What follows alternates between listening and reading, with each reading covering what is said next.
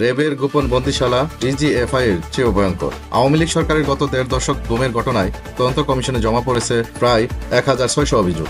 এর মধ্যে ৪০০টি অভিযোগ বিশ্লেষণ করে কমিশন ৮টি গোপন বন্দিশালার সন্ধান পেয়েছে, যেখানে মানুষকে জোরপূর্বক তুলে নিয়ে দীর্ঘদিন আটকে রাখা হতো। আজ মঙ্গলবার গুলশানে এক সংবাদ সম্মেলনে গুম সংক্রান্ত তদন্ত কমিশনের সদস্যরা এসব তথ্য তুলে ধরেন। কমিশনের সভাপতি বিচারপতি মইনুল ইসলাম চৌধুরী জানান, ২০০৯ সালের ৬ জানুয়ারি থেকে ২০২৪ সালের ৫ আগস্ট পর্যন্ত মোট ১,৬০০ অভিযোগ জমা পড়েছে, যার মধ্যে ১৪০ জন ভুক্তভোগীর স্বাক্ষর নেওয়া হয়েছে। কমিশনের সদস্য সাজ্জাদ হোসেন জানান, তদন্তে দেখা গেছে ৪০০টির মধ্যে ১৭২টি ঘটনায় র্যাবের সম্পৃক্ততা পাওয়া গেছে।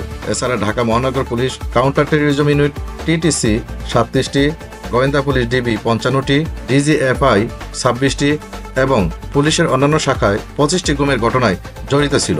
এছাড়াও সাদা পোশাকে প্রশাসনের লোকজনের মাধ্যমে সংগঠিত ৬৮ গুমের ঘটনায় নথিভুক্ত হয়েছে। সংবাদ সম্মেলনে কমিশনের সদস্য নূর খান এক গোপন বন্দিশালার ভয়াবহতা তুলে ধরেন।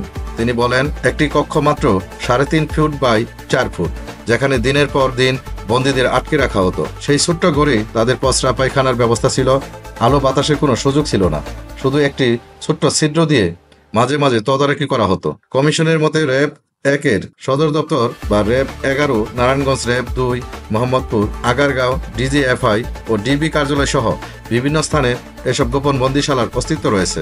রোমের সঙ্গে পার্শ্ববর্তী কোনো দেশের সম্পৃক্ততা আছে কিনা এমন প্রশ্নের জবাবে কমিশনের সভাপতি জানান, বিষয়টি তদন্তাধীন। তিনি আরও বলেন, বাংলাদেশ স্বাধীনতার ৫৩ বছর পার করলেও এখনো সুশাসন প্রতিষ্ঠিত হয়নি। রাজনৈতিক শুদ্ধতা ছাড়া সুশাসন সম্ভব নয়। কমিশনের মতে আইন শৃঙ্খলা বাহিনীকে ব্যক্তিগত, গোষ্ঠীগত ও রাজনৈতিক স্বার্থে ব্যবহারের কারণেই এসব গুম ও গোপন বন্দিশালার সৃষ্টি হয়েছে। তদন্তের আওতায় আরও কিছু গোপন আটক কেন্দ্রের খোঁজ চলছে।